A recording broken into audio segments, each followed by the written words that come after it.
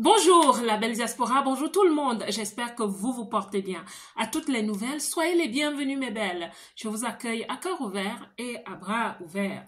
Aujourd'hui, nous allons parler de la force. Savez-vous que quand vous vivez à l'étranger, loin de chez vous, vous avez besoin de développer la force.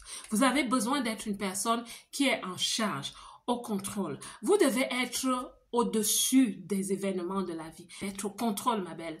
Dans cette vidéo, je vais parler aux femmes, mais je vais aussi parler aux hommes parce que c'est général. Restez jusqu'à la fin de cette vidéo et vous allez comprendre quelles sont les caractéristiques qui font d'une personne forte dans la diaspora, et les personnes fortes dans la diaspora sont celles qui réussissent. Les êtres vivants changent difficilement d'environnement d'existence. Si oui, c'est à leur risque et péril. Un poisson d'eau douce, par exemple, aura du mal à vivre dans de l'eau salée, dans l'eau de la mer, et vice-versa. C'est pareil pour les plantes. Il est facile aujourd'hui, avec l'aide de la science, d'apprivoiser certaines plantes et de les faire vivre dans certains environnements étrangers, en leur créant des conditions spécifiques ou alors en les modifiant légèrement. Les êtres vivants n'échappent pas à cette règle. Le fait d'être né dans un continent spécifique signifie quelque chose. Le fait d'être né dans un climat donné fait partie de l'identité de base d'une personne. Donc, en tant qu'étrangers, nous sommes appelés à nous adapter dans les pays d'accueil aussi. On aura fourni des efforts différents en fonction de si on arrive étant enfant, étant bébé, ou si on arrive après 20 ans. Après 20 ans, comme plusieurs d'entre nous, comme moi par exemple, on aura vraiment besoin d'être très conscient du fait qu'il faut s'adapter, qu'il faut s'intégrer et s'insérer dans cette société qui nous accueille. Si on ne le fait pas, ça risque d'être très difficile. Parlons maintenant des forces. Les forces pour s'adapter, pour s'intégrer, pour s'insérer, pour exceller dans un pays étranger. Mes belles, je ne connais pas votre expérience, mais je vous assure, mon expérience et celle d'énormément de personnes dans la diaspora n'a pas été évidente. C'est-à-dire que ça a été du kung-fu. Ça a été du kung-fu dans tous les domaines de la vie. C'est pour ça qu'il faut devenir fort. Et devenir fort ne signifie pas devenir fort physiquement. Ce n'est pas de ça que je parle. Je parle de plusieurs autres niveaux de force. La première force est émotionnelle. Parce que nous débarquons dans un pays que nous ne connaissons pas. Nous nous sommes détachés de nos racines, de nos origines. La famille, la nourriture, oui, parce que la nourriture c'est très important, la culture, le climat et tous nos amis, la famille, tout. On s'est détaché comme si on déracinait un arbre. Et on demande à cet arbre de continuer de vivre et de porter des fruits. Alors ce détachement est parfois dur. C'est un peu comme une déchirure. Énormément de personnes entre nous ont vécu cela comme une déchirure. Alors, tu dois continuer de vivre. Donc, la première force à développer, c'est celle-là, émotionnelle, c'est-à-dire l'indépendance émotionnelle. Ce n'est pas évident. C'est pour ça qu'il faut prendre conscience du fait que si on reste dépendant émotionnellement, à la base, ça ne va pas être facile parce qu'on sera comme lié, attaché et on regardera toujours en arrière. Parce que la vérité est que si ton âme et ton esprit sont chez toi, au pays, alors que tu vis ailleurs, tu risques de ne être là que par la coque, la carapace, ton corps. Alors, si tu n'es pas une personne équilibrée, si tu n'es pas une personne harmonisée, où tu te trouves corps, esprit et âme, tu auras du mal à réussir. Parce que ce n'est pas le corps qui réussit. Tu as besoin de toutes tes forces émotionnelles pour réussir où tu te trouves. Le but de l'équilibre, c'est à l'intérieur de soi. Être équilibré, corps, esprit et âme, une personne indépendante, une personne qui dépend de la société à un certain niveau et qui dépend d'elle-même, de son identité, de ce qu'elle veut dans la vie, de qui elle est dans la vie. Parce que tu es un maillon de la chaîne, la société a aussi besoin de toi. Si tu es une personne très dépendante de la société, des instances, et tu ne peux rien faire tout seul, émotionnellement, ça va être difficile pour que, en tant que maillon, tu puisses contribuer. La deuxième force dont je vais parler ici, c'est la force mentale. Je parle à toute personne en Occident. Il y a quelque chose qui est puissant pour toute personne qui souhaite développer la force mentale. Regarde dans l'environnement qui t'accueille et pose-toi la question de savoir quelle est la force mentale qui régit ici? En d'autres termes, quelle est l'intelligence majeure qui régit ici au niveau de la psychologie? Où je suis, c'est l'intelligence rationnelle.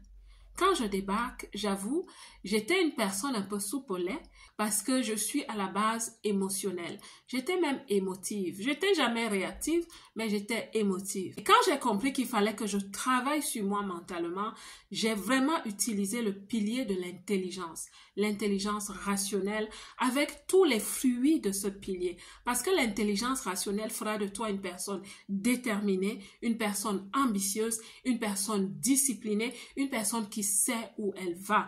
Et l'intelligence rationnelle va t'aider à développer le néocortex, qui est le cerveau frontal. Et c'est le cerveau de l'intelligence, le cerveau de la créativité, le cerveau de la proactivité, l'assertivité. J'ai dû comprendre cette façon de vivre et je suis devenue une personne équilibrée. Quand tu es en Occident, tu as besoin d'être rationnel. Tu as besoin de savoir où tu vas. Devenir même analytique ou scientifique, si je peux le dire ainsi, mais tu as besoin de cela. Tu as besoin que ton oui soit un oui, ton non soit un non. Une personne qui sait mettre ses limites, qui comprend les limites des autres, mais qui comprend aussi ses limites. Une personne qui peut se lever tôt le matin parce que tu as des objectifs à atteindre.